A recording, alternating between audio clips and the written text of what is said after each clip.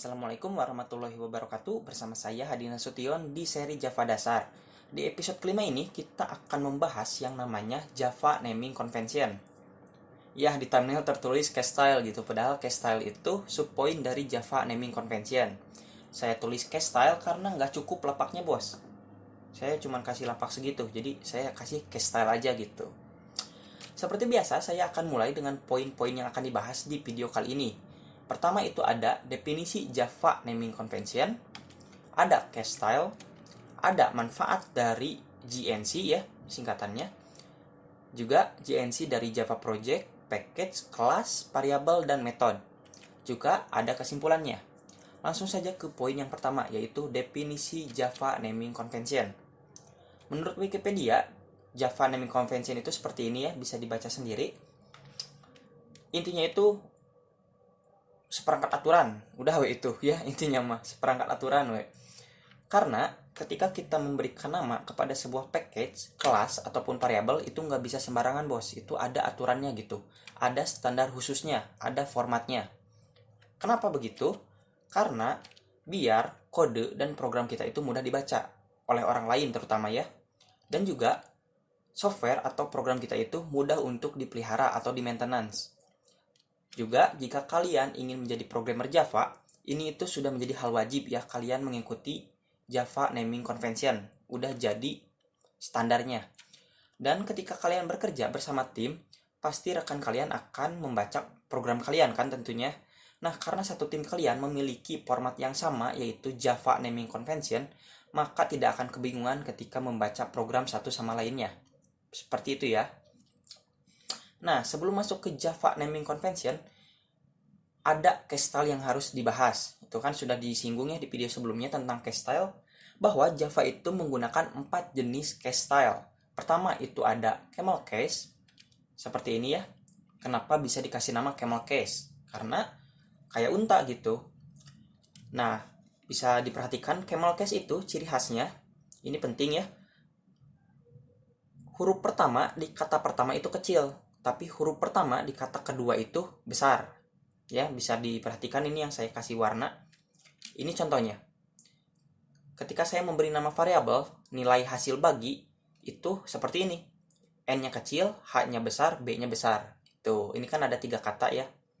Pokoknya mah 2 kata seterusnya itu besar semua. Hanya diawali oleh huruf kecil aja.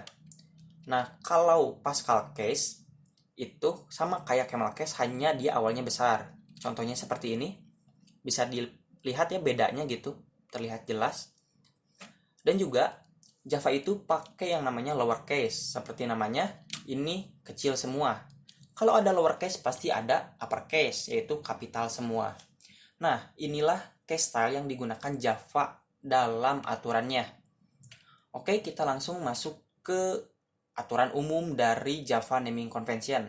Aturan ini berlaku ketika kalian memberikan nama kepada package, kelas, variabel, metode, ataupun konstanta. Pokoknya semua ya. Ini aturannya bersifat general atau umum. Aturan pertama yaitu tidak boleh ada spasi di namanya. Jadi ketika kalian memberi sebuah nama itu nggak boleh ada spasi. Dan juga nama tidak diawali dengan karakter spesial. Itu nggak boleh. 2 aturan ini itu aturan umum yang harus kalian tahu. Nah, di sini saya kasih contoh. Ketika saya ingin memberikan nama kepada sebuah package, IDE Eclipse itu ngasih error ya di sini, invalid package name. Kenapa? Karena saya ngasih spasi nih. Perhatikan di 05 dan Javanya saya beri spasi. Ini tuh nggak boleh gitu ya. Beruntung kita pakai Eclipse karena Eclipse itu IDE yang peka terhadap Java Naming Convention. Dan juga saya kasih contoh lain seperti ini. Ketika saya membuat variabel dan saya beri nama variabel itu nama saya, ini IDE Eclipse langsung memberitahu kalau ini error karena saya kasih spasi. Begitu juga dengan ini error karena ada karakter spesial di namanya. Ini nggak boleh. Nah, ada kasus lain di mana IDE Eclipse itu menghalalkan atau nggak ada error. Cuman menurut Java Naming Convention itu nggak boleh ada karakter spesial seperti ini. Kasus ini ya, kasus dimana kalau kita kasih tanda dolar di awal, ini IDE nggak ngasih tanda error. Juga underscore juga sama. Ya, IDE-nya ini B aja gitu, nggak ngasih nama error. Cuman, menurut Java Naming Convention ini tetap nggak boleh gitu. Kan kalau nama variabel diawali dengan karakter dolar itu kan kayak bahasa pemrograman PHP ya. Juga underscore ini nggak boleh, meskipun IDE-nya menghalalkan. Nah, aturan untuk memberikan nama kepada Java Project itu sebenarnya nggak ada aturan tertulisnya ya, nggak ada Java naming convention-nya. Jadi untuk memberikan nama kepada Java Project itu bebas-bebas aja, mau pakai lowercase, Pascal case, ataupun camel case. Cuman jarang yang pakai uppercase, jarang gitu ya. Kebanyakan itu pakai lowercase kebanyakan. Nah, untuk memberikan nama package, ini ada aturannya. Pertama, jangan beri nama package kalian dengan keyword Java atau Javax. Kenapa? Karena ini udah dipakai oleh Java. Udah di booking duluan nih. Kedua, package itu lowercase, jadi huruf kecil semua. Ketiga, ketika memberi nama package itu diawali dengan nama top level domain, seperti com, edu, gov, org, dan .net gitu. Untuk poin ketiga ini akan dipraktekkan atau akan berlaku ketika kalian mendevelop dalam tim ya, atau dalam aplikasi yang cukup besar. Ini akan berlaku. Cuman untuk latihan ke depannya ya, kita cuman latihan ngoding gitu, kita cuman belajar dasar Java ini nggak terlalu diperhatikan dulu ya. Cuman kalian tetap harus tahu. Juga jika ada banyak kata hubungkan dengan titik, nggak boleh pakai underscore. Dan menggambarkan kelas-kelas yang dibungkusnya.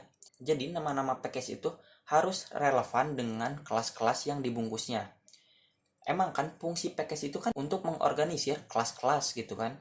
Nah, maka namanya itu harus relevan dengan kelas-kelas yang dibungkusnya. Juga, aturan terakhirnya itu harus sama dengan nama direktorinya. Gimana tuh? Ini saya kasih contoh ya. Nah, bisa diperhatikan. Di sini, saya beri nama package saya panjang ya pasti. Karena kelas ini berada di dalam folder yang namanya edu. Ini domainnya ya, education, pendidikan gitu. Ini tuh ada di dalam folder yang namanya baris kode. Ada folder lagi di dalamnya Java dasar, folder lagi episode 5, dan folder lagi namanya naming gitu. Jadi ini hierarkinya seperti ini gitu. Dihubungkan oleh titik dan lowercase semua. Ini untuk Java naming convention package. Jadi nanti kalian kalau kasih nama package itu harus seperti ini. Kecil semua, kalau banyak katanya hubungkan oleh titik. Dan relevan dengan kelas-kelas yang akan ditampungnya. Oke? Lanjut ke penamaan kelas dan interface. Untuk kelas itu menggunakan Pascal case. Harus kata benda, dan juga gunakan kata-kata yang tepat. Hindari menggunakan akronim atau singkatan. Nah, ini saya kasih contoh. Ketika saya memberikan nama kelas, saya menggunakan Pascal case ya. E-nya besar, J-nya besar. Nah, kalau ingin dipisah menggunakan underscore. Nah, juga ini jika banyak katanya seperti ini. Karena camel case, J-nya besar, N-nya besar, C-nya besar. Itu betul, oke? Clear ya untuk penamaan kelas dan interface. Lanjut ke penamaan metode. Untuk metode itu dia menggunakan camel case. Harus kata kerja tentu ya karena metode. Nah, ini saya beri contoh. Saya membuat 3 metode. Metode pertama namanya sorting, metode kedua namanya belok kiri, metode ketiga namanya hitung luas persegi. Untuk contoh pertama, karena dia cuma satu kata doang, jadi cukup kecil semua gitu. Tapi untuk contoh kedua itu karena 2 kata, karena dia camel case, K-nya itu besar. Dan untuk contoh ketiga, dia ada berapa kata nih? Ada 3 kata, L dan P-nya itu besar, karena dia camel case ya, ingat. Camel case itu awalnya harus kecil semua. Clear ya, dapat dipahami untuk metode. Dan untuk penamaan variabel. Variabel itu harus sesimpel mungkin, namun mewakili arti dari nilai yang ditampung. Jadi nggak boleh panjang lebar, sesimpel mungkin. Cuman harus relevan dengan nilai yang akan ditampung oleh variabel itu sendiri. Variabel ini menggunakan camel case ya. Hindari menggunakan satu karakter jika bukan temporary variable. Apa itu temporary variable? Nanti akan dijelaskannya di episode variabel.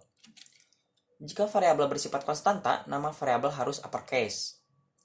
Ini juga variabel konstanta nanti akan dijelaskan ya.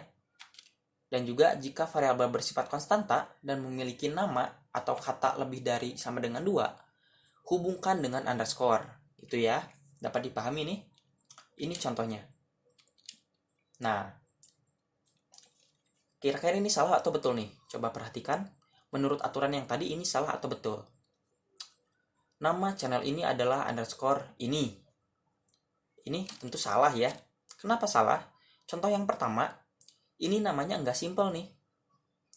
Ini kepanjangan, nama channel ini adalah ini juga. Ini nggak simple namanya, kepanjangan. Untuk poin kedua, ini ada karakter spesial, ini nggak boleh. Dan untuk variabel ketiga, ini karena bukan temporary variable, nggak boleh pakai satu karakter aja. Yang benar harusnya seperti ini. Nah, kayak gini. Cukup nama aja, simple gitu, cuman mewakili nilainya, yaitu baris kode nama channel ini. Juga, ini luas lingkaran, hilangkan karakter spesialnya. Cukup seperti ini. Dan juga karakter spesial itu harus ditulis semua. Tapi kalau temporary variable, contohnya seperti ini ya, d4. Nah, integer i. Nah, ini kan nama variabel, cukup satu karakter aja. Jadi, singkatnya temporary variable itu adalah variabel yang waktu hidupnya itu pendek gitu. Jadi cuman variabel sementara. Jadi variabel ini di alokasi memorinya itu sebentar. Kita menggunakan variabel temporary itu untuk variabel sementara aja gitu, cuman cadangan doang. Bukan cadangan sih, ya variabel sementara lah. Nanti detailnya akan dibahas di episode variabel. Nah, ini untuk contoh variabel yang konstanta ya, seperti ini. Kalau konstanta, itu wajib uppercase semua. Kayak gini kan double P. Ini betul ya. Ini harus uppercase semua. Jika ada dua kata, hubungkan dengan underscore, seperti ini. Jadi, variabel konstanta itu, saya intermezzo dikit, itu variabel yang nilainya itu nggak akan berubah-ubah selama program berjalan. Itu variabel konstanta ya, nilainya itu tetap. Seperti ini saya kasih contoh pi. Pi itu kan emang udah 3,14 ya, 3,14. Ini nggak akan berubah-ubah. Max volume juga sama, dan nama channel ini insya Allah nggak akan berubah-ubah. Nah, ini kesimpulannya ya, bisa kalian catat sendiri buat praktek nanti episode kedepannya, karena akan relate banget ketika kalian ngoding langsung gitu. Akan, oh jadi gini ya, nah nanti akan ada feel seperti itu. Jadi kesimpulannya bisa dicatat ya, bisa diingat-ingat. Udah ya, kesimpulan clear? Well, kalau kalian sudah tahu tentang Java Naming Convention, jadi kalian sudah siap untuk ngoding. Well, terima kasih sudah mendengarkan ya. Semoga bermanfaat. Sampai bertemu di episode selanjutnya. See you.